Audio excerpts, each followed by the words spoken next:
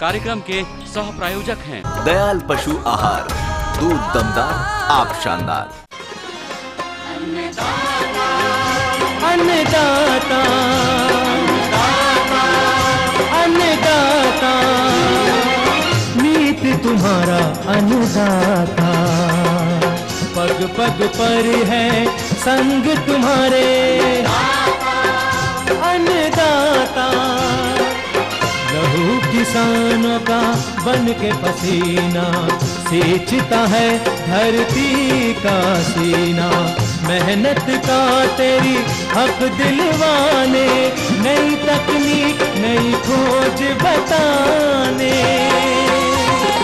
पशुधन को गुणवान बनाना, पौध सुरक्षा को सिखलाना, खेती के सब गुर समझाने, भारत का सरताज बनाने, आठों पहर है संग तुम्हारे अन्नदाता अन्नदाता। नमस्कार, मैं शालिनी आप सभी दर्शकों का अन्नदाता कार्यक्रम में स्वागत करती हूं। हर रोज की तरह आज भी हम कार्यक्रम में लेकर के आए हैं खेती बाड़ी से जुड़ी हुई बहुत सी लाभकारी जानकारियां। तो चलिए शुरू करते हैं आज का अन्नदाता कार्यक्रम। हरी मिर्च की फसल से लाखों की आय ले रहे किसान का अनुभव। पॉलीहाउस में प्रयोग होने वाले यंत्रों पर एक जानकारी। बासमती धान में जैविक प्रबंधन पर किसान का अनुभव।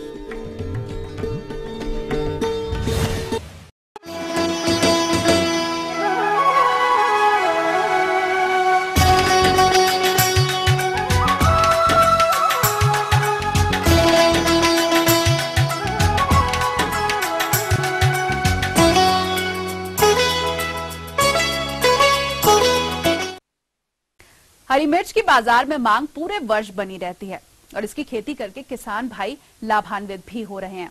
आइए मिलते हैं झारखंड के प्रगतिशील किसान बैजनाथ महतो से, जो कि मिर्च की खेती से लाखों की आय कमा रहे हैं। तो सुनते हैं उनके अनुभवों को।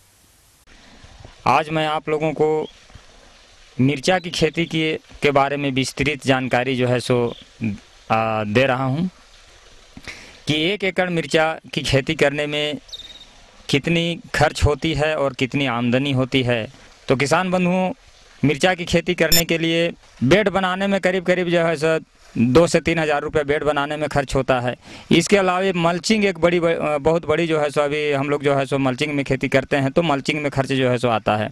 तो करीब करीब समझिए कि 20,000 के आसपास मल्चिंग में भी खर्च जो है सो 1 एकड़ में हो जाता है। नर्सरी में 5,000 हो जाता है खर्च, बेसल डोज करीब 50 से 55,000, और करीब करीब फर्टिगेशन भी जो है सो है, बीच बीच में फर्टिगेशन भी करना पड़ता है, तो फर्टिगेशन में भी करीब करीब 10,000 रुपया खर्च आ जाता है। दवा में करीब करीब केवल दवा स्प्रे में करीब 30,000 रुपया खर्च आ जाता है। बेड बनाने में भी लगभग 3 से 4,000 रुपया लग जाता है, और ट्रैक्टर जुताई में भी करीब करीब समझिए कि 2, 3, 4 बार जुताई होता है, लगभग 5,000 रुपया जुताई में भी खर्च हो जाता है। लगभग तुड़ाई में भी 50,000 रुपया खर्च हो जाता है, और दवा देने में भी कुछ जो है सो लेबर लगता है। तो इस तरह से कुल मिलाकर करीब करीब समझिए कि 1,50,000 से 60,000 रुपये ऐसा ही जो है सो खर्च जो है सो हो जाता है।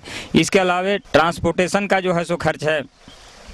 तो कुल मिला के सभी खर्चा को अगर यदि जोड़ा जाए तो करीब करीब खर्च जो है सो लगभग 1,50,000 से 1,60,000 रुपया जो है सो खर्च जो है सो होता है मिर्चा की खेती में।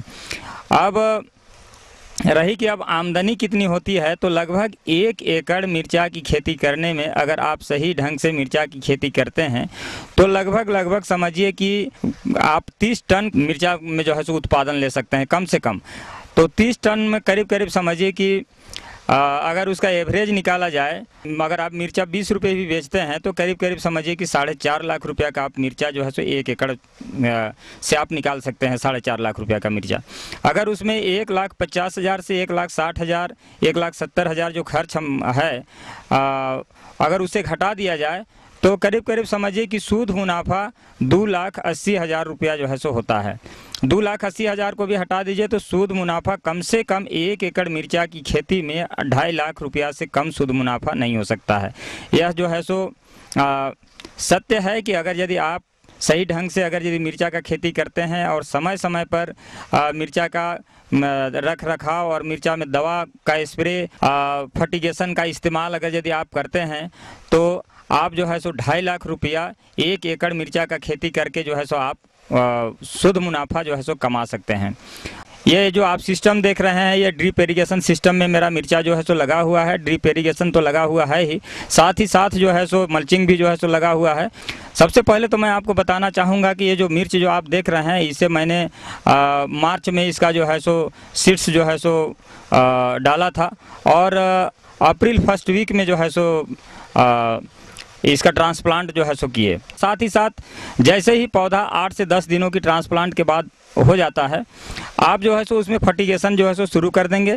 अगर आपके पास में जैविक प्रोडक्ट की जो है सो सोलेबल अगर यदि कुछ है फर्टिलाइज़र तो आप उसे दे सकते हैं, अन्यथा रासायनिक खाद जो आपके पास में जो है सो है, आप समय समय पर उसका जो है सो फर्टिगेशन जो है सो कर सकते हैं। एक दिन छोड़ के एक दिन कम से कम जो है सो फर्टिगेशन जो है सो होना चाहिए, क्योंकि हम इसे जितना फसल लेना चाहेंगे उसको तो हमको उतना जो है सो इसको खुराक जो है सो देना होगा, तभी यह पौधा तंदुरुस्त रहेगा और जो है सो हमको उस फसल जो है सो अच्छा ढंग से जो है सो देगा। और अप्रैल फर्स्ट वीक में ट्रांसप्लांट कराने के बाद में करीब समझिए कि 50 दिनों से यह जो है सो ट्रांसप्लांट के बाद 50 दिन में ये जो है सो मेरा जो है सो निकासी जो है सो शुरू हो गया मिर्चा। और मल्चिंग इसलिए लगा हुआ है कि मल्चिंग में समझिए कि जो भी हमारे खेत में खरपतवार उगाते हैं उससे तो हमको जो है सो छुटकारा मिलता ही मिलता है। साथ ही साथ हम लोग जो बेसल डोज जो है सो डालते हैं खेत तैयार करने के समय, तो वो बेसल डोज कभी कभी बरसात के समय में क्या होता है कि ऊपर से पानी इतना ज़बरदस्त पड़ता है कि मिट्टी भी कट के जो है सो मिट्टी का भी कटाव होता है और मिट्टी भी बह जाता है। साथ ही साथ जो भी हम लोग बेसल डोज में खाद का प्रयोग करते हैं जो कि नहीं सड़ता है वह भी जो है सो बह जाता है। लेकिन जब हम लोग मल्चिंग का प्रयोग करते हैं तो मेरा सारा बेसल डोज का खाद जो है सो सुरक्षित रहता है। ड्रिप इरिगेशन तो लगा हुआ रहता है, उसके ऊपर में जो है मल्चिंग लगा दिया जाता है। किसान बंधुओं, मिर्चा का सही फसल लेने के लिए लगभग 8 से 10 दिनों में इसका रख रखाव और इस पर तो प्रत्येक दिन ध्यान देना ही पड़ता है। जैसे ही आप जैसे कि खेत में डेली जो है सो जाते हैं, देखते होंगे कि मिर्चा का पत्ता जो है सो कभी कभी ऊपर की ओर सिकुड़ता है तो कभी कभी नीचे की ओर जो है सो सिकुड़ता है। 2 दवा हमेशा चलना चाहिए, फंगीसाइड और इंसेक्टिसाइड, जिसे कि हम लोग कीटनाशक और जो है सो फफूंदी नाशक करते हैं। इस तरह से बीमारियां जो है सो लगती है। साथ ही साथ इसके अलावा कभी कभी जो है सो पत्ता झड़ने की भी शिकायत होती है, फल जो है सो गलने की शिकायत होती है। तो इस तरह का भी जो है सो बीमारी को जो है सो देखकर समझिए कि ऐसा महसूस होता है कि अगर जो है सो इस तरह का बीमारी लग रहा है तो इसमें हमको क्या दवा जो है सो देने का है। सो हम तो पूरे जो है सो जैविक खेती करते हैं, इसलिए हम तो जैविक दवाई का जो है सो प्रयोग जो है सो अपने खेतों में जो है सो करते हैं। इसलिए किसान बंधु जो रासायनिक ढंग से अगर यदि खेती कर रहे हैं तो रासायनिक दवा भी जो है सो बाज़ार में बहुत सारे जो है सो उपलब्ध हैं। जैसे कि आपको पत्ता सिकुड़ने की जो बीमारी है उसमें जो है सो इमिडाक्लोप्राइड जो है सो है, आपका जो है सो कन्फिडोर नामक दवा है उसमें जो है सो मिलता है। तो इस तरह से जो है सो आप जो है सो यूज कर सकते हैं। इसके अलावा हर एक 8 से 10 दिनों में हमको जो है सो स्प्रे पर जो है सो ध्यान देना होता है, तभी जो है सो मिर्चा इतना जो है सो सुरक्षित है। और ऐसा है कि जून लास्ट वीक से समझिए कि ये मेरा जो है सो हार्वेस्ट जो है सो शुरू हो गया। और समझिए कि जून चला, जुलाई चला, अगस्त चला, सितंबर भी अभी भी जो है सो हार्वेस्ट चल रहा है। जैसा कि अभी आप लोग देख रहे हैं, अभी भी मेरा मिर्चा जो है सो हरा भरा है। और संभव है कि इसे हम पूरे सितंबर अक्टूबर भी ले सकते हैं, लेकिन जैसा स्थिति देखने के बाद, लेकिन कम से कम अक्टूबर तक तो हम इसमें जो है सो फसल ले सकते हैं। लेकिन इतना हरा भरा रखने के लिए जो है सो किसान बंधु इसमें बहुत केयर जो है सो करना पड़ता है। मिर्चा में हमेशा जो है सो फसल पर जो है सो केयर करना पड़ता है, तभी जाके आप उत्पादन जो है सो सही ले सकते हैं।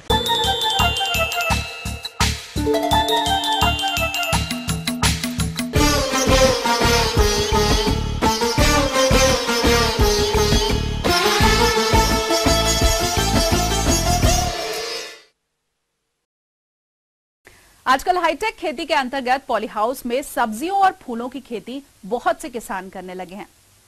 इससे मिलने वाले लाभ को देखकर और भी किसान इसमें खेती करना चाहते हैं, लेकिन इसमें उपयोग होने वाले यंत्रों की उन्हें कम जानकारी होती है।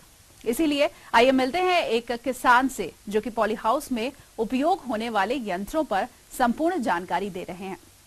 मेरे यहाँ पर लाल, पीली, बैंगनी, एक संतरा और हरी, ये सब कलर अभी इसमें विद्यमान है। ये मैंने इस ग्रीन हाउस के अंदर 2 प्रकाश पास लगा रखा हूँ।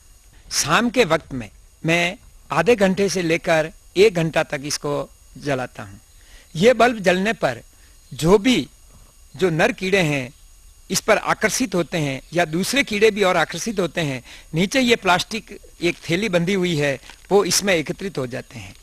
हर पॉली हाउस में मैं तो सलाह दूंगा कि कम से कम ये लगाने चाहिए ताकि इससे दवाइयों का खर्चा भी हमारा कम हो जाएगा। इस ग्रीन हाउस के अंदर ये पट्टिका जो आप देख रहे हैं, इस प्रकार मैंने इस पूरे ग्रीन हाउस के अंदर 50 पट्टिका लगा रखी हूँ, जिसमें से 20 है जो पीले कलर की है और 10 हैं जो लाल कलर में है और बाकी 20 और है जो ग्रीन कलर में लगी हुई है। इस पट्टिकाओं को, क्योंकि जो कीड़े होते हैं वो किसी भी कलर को आकर्षित करते हैं, जैसे ही कीड़े इसके ऊपर पहुंचते हैं, इस पट्टिका के ऊपर मैंने ये ग्रीस लगा रखा हूं, तो जैसे ही कीड़े आते हैं और इस पट्टिका के ऊपर बैठने की कोशिश करते हैं वो यहीं चिपक जाते हैं। फिर कम से कम हफ्ते में 2 बार इस पट्टिका को मैं साफ कर देता हूं ताकि ये कीड़े स्वतः ही नष्ट हो जाते। मैं 2 साल से लगातार इसका इस्तेमाल कर रहा हूं और बहुत ही अच्छा उपयोगी सिद्ध हुआ है। मैंने ये एक टेम्परेचर मीटर भी लगा रखे हैं ताकि हम ये पता लगा सकते हैं, हम देख सकते हैं कि ग्रीन हाउस का इस समय टेम्परेचर कितना है। उसको देखकर हम फॉगर द्वारा इसका टेम्परेचर को कंट्रोल करते हैं, क्योंकि शिमला मिर्च को अच्छा से अच्छा फ्रूटिंग लेने के लिए 18 से लेकर 28 डिग्री तक टेम्परेचर चाहिए। इस टेम्परेचर के रहने पर फ्रूटिंग बहुत ही अच्छी होती है। मैं जैसे ही टेम्परेचर देखता हूं कि टेम्परेचर बढ़ गया है तो मैं फॉगर को स्टार्ट कर लेता हूं। और इसके लिए मेरे जो फॉगर हैं वो मैंने मोबाइल द्वारा स्वचालित मोटर से जोड़ रखा हूं ताकि मैं इस ग्रीन हाउस में नहीं होते हुए भी, चाहे मैं भारत के किसी भी कोने में बैठा हुआ हूं, फिर भी मैं आधे आधे घंटे से इन फॉगर को चलाकर इस कैप्सिकम शिमला मिर्च के ग्रीन हाउस का टेम्परेचर को नियंत्रित कर लेता हूं। अब क्योंकि कुछ इसका टेम्परेचर बढ़ रहा है तो जिस पौधे का जहां पर फॉगर नहीं चल रहे हैं उसके ऊपर है, आप ये देख लीजिए, फ्रूटिंग गिर रहा है। और जिस पौधे के ऊपर छाया ज्यादा है या फॉगर चला है उसको आप देख लीजिए कि कितनी अच्छी फ्रूटिंग हो रही है। तो ये हमारे को सभी को इस बात का बहुत ही ध्यान रखना है। ऐसा ना हो कि आप फॉगर को ज्यादा चलाएं और ह्यूमिडिटी जिसे आर्द्रता कहते हैं, अगर ये 75 से ऊपर ज्यादा हो गई तो इसमें महामारी या किसी प्रकार की बीमारी भी फैल सकती है, तो उसको काबू करना बहुत ही मुश्किल होगा। तो ध्यान रखें कि 75 से जब भी ह्यूमिडिटी ज्यादा जाती है तो कोशिश करें कि वो स्थिर हो, ज्यादा ना जाए। पौधे छोटे थे तो मैं इसके पिलाई के लिए ड्रिप द्वारा सुबह 5 मिनट और शाम को 5 मिनट चलाता था। जैसे पौधे बड़े होने लग गए फिर मैंने इनको 10 मिनट सुबह और शाम चलाता था। जब बारिश हो गई थी तो 2 दिन के या 3 दिन के बाद भी हम चलाते थे। ये हमारे को समय और इसकी आर्द्रता को देखकर इस्तेमाल करना है। अगर पानी ज्यादा भी चला गया तो वो नीचे निकल जाएगा, इनकी जड़ें ऊपर है, तो किसी प्रकार का में नुकसान की भी आशंका नहीं है। यह स्वचालित मोबाइल मोटर है। इसके द्वारा भारत के किसी भी कोने में रहते हुए आप अपनी मोटर को चालू कर सकते हो और बंद कर सकते हो। और इसमें एक और फंक्शन है कि अगर कोई दूसरा व्यक्ति दूसरे मोबाइल नंबर से अगर इसको स्टार्ट करेगा तो आपके मोबाइल पे मैसेज आ जाएगा कि अगर कोई दूसरा आदमी छेड़छाड़ी करता है तो आप तुरंत उसको कॉल कर सकते हैं। आपने फॉगर चलाने के लिए अगर आपने इसको ऑटोमोबाइल पे कर दिया और आपने उसमें फीड कर दिया कि आधे घंटे में चलाना, तो आधे घंटे के बाद अपना आप मोटर चलेगी और आधे मिनट चल के अपना आप बंद हो जाएगी, ताकि आपको इसको कोई देखने की जरूरत ही नहीं है। ये एक बहुत ही अच्छी सुविधा है। अगर आपको मोबाइल पे ही चलाना है तो इसको यहाँ पे ऑन ऊपर कर दोगे। अब इससे आपका ये स्टार्टर का बिल्कुल कोई काम नहीं रहा है। अब मार्केट में ले जाने से पहले जब आप तुड़ाई करते हैं तो कैंची से इस डंठल को कम से कम पौधे के बिल्कुल नजदीक से भी नहीं काटें, ताकि तने को किसी का नुकसान नहीं हो। और फल के नीचे से भी बिल्कुल नजदीक से नहीं काटें, इसको सेंटर में से काटें। जैसे ही आपने काट के इकट्ठा कर लिया, इसके बाद इसकी ग्रेडिंग करनी चाहिए। किसान भाइयों, अगर पैसा मिलता है तो सब कुछ ग्रेडिंग के ऊपर। तो ये थी कुछ उपयोगी जानकारियां। अब लेंगे एक छोटा सा ब्रेक, जल्द हाजिर होंगे। बासमती धान में जैविक प्रबंधन पर किसान का अनुभव।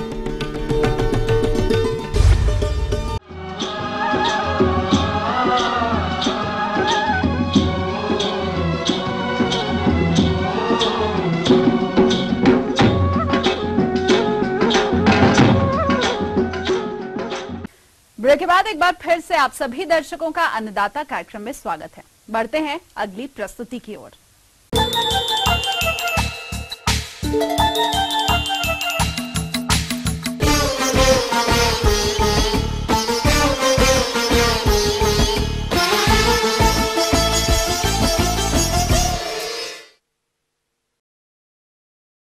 बासमती चावल की मांग देश और विदेश में बहुत है और इसीलिए किसानों को इसके गुणवत्ता युक्त उत्पादन के लिए उचित प्रबंधनों को सही तरीके से अपनाना चाहिए।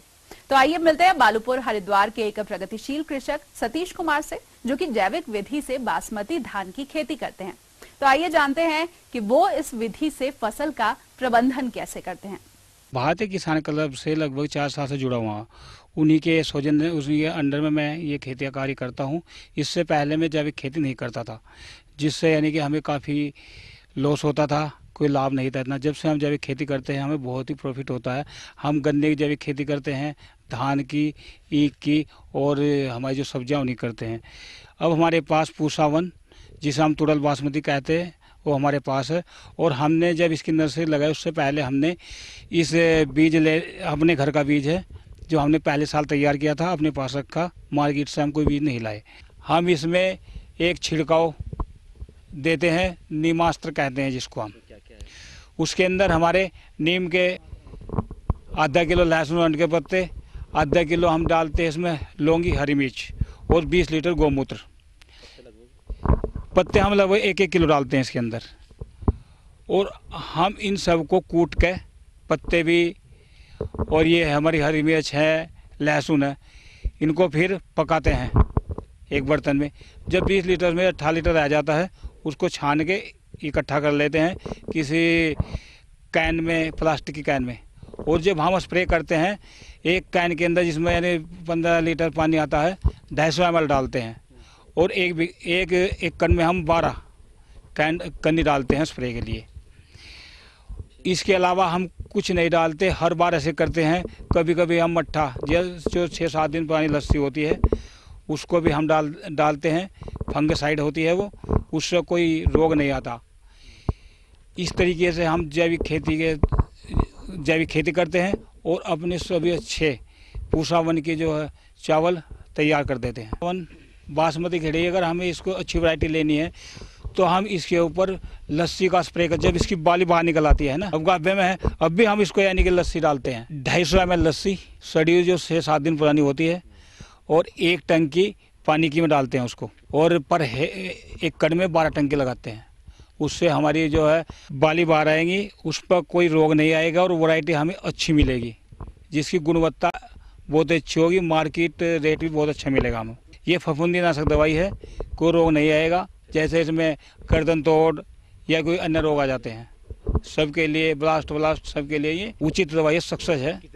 दूसरी बार हम 15 दिन के बाद डालते हैं, जब बाली निकल जाएगी और कोई दाना अपनी पकने की स्थिति में हो जाएगा। खेत में नमी इस समय यानी कि हमें पानी लगाना नहीं है, पानी खेत के अंदर खड़ा नहीं करना है, नमी बनाए रखना है। नमी बरकरार सूखा नहीं पड़ना, खेत सूखना नहीं है और नमी बरकरार हमें खेत में बनाए रखनी है। तो पूसा 1 की वैरायटी या चावल की गुणवत्ता लेनी है तो हमें इस तरीके से जैविक खेती करनी होगी। अगर हमारा फुद का रोग, पूरा फुद का हमें कहीं दिखाई देता है तो उसी स्थान को चिन्हित करने के बाद हमको 10 पर्णी अर्घ डालना पड़ेगा, जिसके अंदर हम नीम का पत्ता भी लेते हैं, अरंडी का पत्ता, अमरूद का पत्ता, गुड़हल का पत्ता और हरी मिर्च, लहसुन, पपीते का पत्ता और बेल का पत्ता। ये सभी पत्ते लेने के बाद हम इस 10 पर्णी अर्घ को तैयार 40 दिन में करते हैं। 20 लीटर गौमूत्र के अंदर डालते हैं इसको और ये 40 दिन में तैयार होता है। अगर हमें आवश्यकता पड़ती है हम 20 दिन के बाद भी इसको करते हैं। इससे फुदका रोग पर नियंत्रण होता है। जब हम अपनी फसल काटते हैं, फसल को हमें जो है ना कम से कम ज़मीन से 6 इंच ऊपर काटना चाहिए, और जब हम उसको ऊपर रखेंगे तो उसकी जो बाली है वो धरती पर टच नहीं होनी चाहिए। अगर धरती पर बाली टच हो जाती है तो उसकी गुणवत्ता में बहुत प्रभाव पड़ता है और गुणवत्ता अच्छी नहीं होगी। उसे यानी कि 1-2 दिन खेत में खुला छोड़ दे, उसके बाद उसकी छिटाई करनी चाहिए। हमें ट्रैक्टर का इस्तेमाल इसमें नहीं करना है, हमें यानी कि ड्रम लेकर छिटाई करनी चाहिए, जिससे उसकी गुणवत्ता बनी रहेगी। इसमें सबसे बड़ा महत्व है जो इसे हम कहते हैं क्या नाम है, तूड़ होता है, उसका महत्व है। जब उसका पूरा तूड़ रहेगा, तूड़ बासमती इसलिए कहा जाता है, तो तूड़ रहेगा तो उसकी यानी कि मेंटेन करेंगे कि तूड़ है तो वैरायटी पूसावन है, अगर तूड़ टूट जाता है तो पूसावन मानने के लिए तैयार नहीं हो ग्राहक। 16% मॉइस्चर यानी कि इसके अंदर होना चाहिए। अगर कम होगा उससे यानी कि ज़्यादा होगा तो उसमें यानी कि जो ग्राहक लेने वाला है वो उसमें कटौती करेगा, उसमें नुकसान होगा। जैविक करने में जो लोग पेस्टिसाइड खेती करते हैं उनका खर्चा लगभग 1 एकड़ में 10,000 का आता है, और हमारा आता है लगभग 2,000 रुपये का। 5 गुना अंतर तो ये हो गया, इससे हमें बहुत बड़ा लाभ होता है। एक अगर मार्केट रेट 1,800 रुपये है, हमें वहाँ से 2,400 रुपये मिलेगा। जो हमारी कंपनियां खरीदेगी, श्रेष्ठा कंपनी है, कुछ अन्य कंपनियां हैं, वो हमसे धान ले जाती है, हमारे घर आती है और हमें वो पैसा देकर जाती है। हमें किसी ग्राहक पर डिपेंड नहीं करना पड़ता। और हमारा तो लोगों से यही निवेदन है कि पेस्टिसाइड छोड़ो और जैविक खेती करो।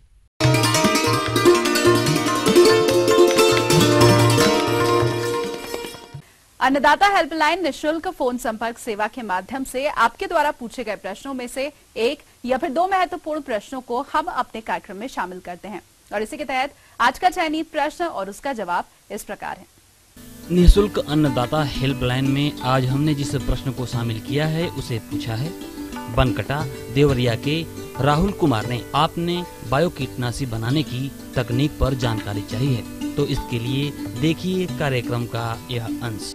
जैविक खेती का जो नई तकनीक आई है, पशु मूत्र का उपयोग कैसे करें ताकि पशु मूत्र के उपयोग से कीटनाशक, बीमारीनाशक और पोषक तत्व ये सारी चीज़ें किसान को मिल जाए तो रासायनिक उर्वरक और रासायनिक दवाएं जो काम में ले रहा उस सब से छुटकारा मिल सकता है। पशु मूत्र का अर्थ यह है कि जो भी 4 पैर वाला पशु है, इसमें कोई किसान ये शंका नहीं रखेगा कि भाई पशु मूत्र का मतलब गिर नस्ल की या देसी गाय होनी चाहिए, ऐसा नहीं। 8-10 चीज़ें जो मिश्रण करके अगर 10 से 15 दिन के अंदर सड़ा दें ऐसे प्लास्टिक के ड्रम में, तो उसके बाद छान करके जो दवाई बनेगी वो कीटनाशक, बीमारीनाशक और खुराक तीनों का काम करेगी।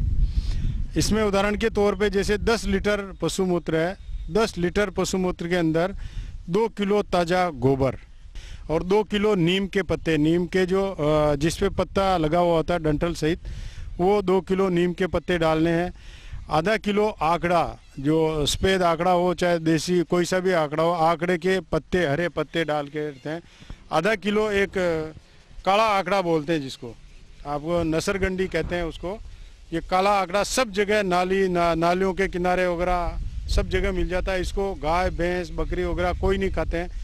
और आधा किलो एक जरमरी करके सभी जगह, ये भी सभी जगह मिल जाती है, जिसके छोटे छोटे कांटे होते हैं और पीले कलर के फूल होते हैं। इसको भी कोई गाय, भैंस, बकरी खा जाता है तो मर जाता है, तो अनावश्यक रूप में नुकसानदायक भी है, वो चीज़ें इसमें काम में आ सकती है। इसके साथ 250 ग्राम लहसुन जो गांठे सहित उसको थोड़ा पत्थर से फोड़ करके उस लहसुन की गुड़ी फूट जानी चाहिए। पाव भर गुड़, देसी गुड़ हो चाहे बेली का जो ठोस गुड़ हो वो डाल देते हैं। और 100 ग्राम धतूरे के डोडे, धतूरा आता है उसके डोडे रहते हैं, हरे डोडे, उनको भी कूट के इसमें डाल दें। इसके साथ में 50 ग्राम तंबाकू, जो भी तंबाकू के पत्ते हैं वो तंबाकू के पत्ते डालते हैं। और 10 से 20 ग्राम मिर्ची, आकी मिर्ची को थोड़ा कूट लें, कूट करके इसमें डाल सकते हैं। इन सभी चीज़ों को 15 से 20 दिन तक प्लास्टिक के ड्रम में गड़ाएं या मटके के अंदर सड़ाएं। स्टील का या तांबे का कोई पात्र उसमें नहीं गड़ाएं, क्योंकि पशु मूत्र के अंदर एसिड होता है, अगर उसमें गड़ा दिया तो उसमें छेद पड़ जाएंगे। इसलिए प्लास्टिक का पात्र, कोई भी बाल्टी है, टब है, ये ड्रम है या मटका है, इसमें किसी से भी 15 से 20 दिन तक सड़ाने के बाद में रोज इसको सुबह शाम लकड़ी से हिलाना है। सुबह शाम हिला करके ये ढक्कन वगैरह जो भी है उससे ढक दें। ढकने का अर्थ ये है कि कोई बच्चे वगैरह इसको नुकसान नहीं पहुंचाए, इसके अंदर हाथ नहीं डालें। ये चिंता नहीं करें कि एयर टाइट होना चाहिए। एयर टाइट करने की कोई आवश्यकता नहीं। बाल्टी है तो उसके ऊपर कपड़ा बांध दें, या कोई टब है तो पत्थर रख दें, या कोई ढक्कन ढक दें ताकि बच्चे वगैरह इसको नुकसान नहीं पहुंचाए। और सुबह शाम रोज़ इसको हिलाते रहें, वापस ढक दें। छाया के अंदर जो इसको रखें। 15 से 20 दिन के बाद में इसको छान करके बगदा निकलता उसको आपकी जो भी रोड़ी है डाल लें, वर्मी कंपोस्ट है तैयार करें तो उसमें डाल दें। और इसके तरल पदार्थ को वापस जरी कैन में भरना है। जरी कैन में भरने के बाद इसका प्रयोग करना अब फसल के ऊपर। फसल के ऊपर प्रयोग करते समय एक टंकी, जैसे 15 से 16 लीटर की टंकी आती है, अपन दवाई छिड़कने वाली टंकी होती है, उसके अंदर केवल 2 लीटर डालना। 2 लीटर ये डाल दिया और बाकी बचा जो पानी से भर दिया। अब फसल के ऊपर छांटना, ध्यान ये रखना कि कोई भी फसल, पहला छिड़काव फसल में 30 से 35 दिन की अवस्था में करना है। दूसरा छिड़काव 45 से 50 दिन की अवस्था में करना। तीसरा छिड़काव 60 से 65 दिन की अवस्था में छिड़काव करना है। 3 छिड़काव कोई दाल वाली, अनाज वाली, तिलहन वाली कोई फसल है उनके अंदर 3 छिड़काव पर्याप्त होते हैं। और 1 बीघा में कम से कम 6 टंकी ये पदार्थ छांटना है। किसान क्या करते हैं, कोई भी दवाई हो उसको 6 टंकी के बजाय 3 टंकी कर देते हैं और दवाई 6 टंकी की डाल देते हैं। ऐसा नहीं करना है।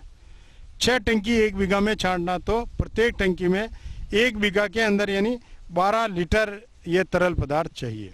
अगर सब्जी वाली फसल है तो सब्जी वाली फसल में भी प्रथम छिड़काव 30 से 35 दिन की अवस्था में करना और उसके बाद में हर 15 दिन के ऊपर छिड़काव करते रहना जब तक वो फसल फल दे रही है। या फलदार बगीचा है तो उसका 30 दिन की अवस्था के बाद में हर 15 दिन के ऊपर छिड़काव करते रहना चाहिए। 30 दिन की अवस्था से कम अवस्था में अगर छिड़काव कर दिया तो पौधा मर सकता है, क्योंकि इसमें एसिड रहता है और कंसंट्रेशन जो इसकी सांद्रता अगर आपने 2 लीटर डाल दी तो पौधा इतना सहन नहीं कर पाएगा। इसलिए 30 से 35 दिन की अवस्था के बाद में इसको छिड़काव करना है। इससे क्या होगा, ये पौधा इसके रस को ग्रहण करेगा, चूसेगा, तो पौधे के रस के अंदर ये जहर के रूप में जमा हो जाएगा। तो कोई कीड़ा बीमारी पास में भटकेगा भी नहीं। पौधे के ऊपर बैठना तो दूर की बात है। इसके अंदर जैसे नीम के पत्ते, पशु मूत्र और गोबर डाला तो उसके अंदर जो खुराक रहती है वो खुराक भी पत्तों को मिलेगी। सीधे पत्ते के द्वारा पौधे को खुराक मिलेगी तो पौधा तंदुरुस्त रहेगा, और तंदुरुस्त रहेगा और कीड़ा बीमारी नहीं लगेगा तो उत्पादन, स्वतः ही उत्पादन में बहुत अच्छी वृद्धि होगी। जो उत्पाद आएगा वो भी जैविक रहेगा और बीमारी रहित और रासायनिक तत्वों के रहित रहेगा। हम ये उम्मीद करते हैं कि आज का कार्यक्रम आप सभी दर्शकों के लिए उपयोगी रहा होगा। किसान भाइयों, अन्नदाता आपकी सेवा के लिए संकल्परत है। कृषि संबंधित समस्या और सुझावों के लिए आप हमें इस पते पर संपर्क कर सकते हैं। प्रोड्यूसर अन्नदाता, ETV Uttar Pradesh Uttarakhand, Ramoji film city, Hyderabad 501512। साथ ही आप हमें ईमेल भी कर सकते हैं। हमारा ईमेल आईडी है annadaata.up@etv.co.in। इसके अलावा आप हमें निःशुल्क हेल्पलाइन नंबर 1800-108-4599 पर सोमवार से शनिवार सुबह 10 से शाम 4 बजे के बीच संपर्क कर सकते हैं। और आइए अब देखते हैं कल दिखाए जाने वाले कार्यक्रम की मुख्य झलकियां। बीजों की बुआई से पूर्व उपचारित करने की विभिन्न विधियों पर जानकारी। अधिक उपज प्राप्त करने हेतु धान की फसल में कीट एवं रोगों का नियंत्रण। तो फिलहाल अन्नदाता की पूरी टीम को दीजिए इजाजत। कल फिर से इसी समय आपसे मुलाकात होगी कृषि संबंधित कुछ और रोचक जानकारियों के साथ। नमस्कार।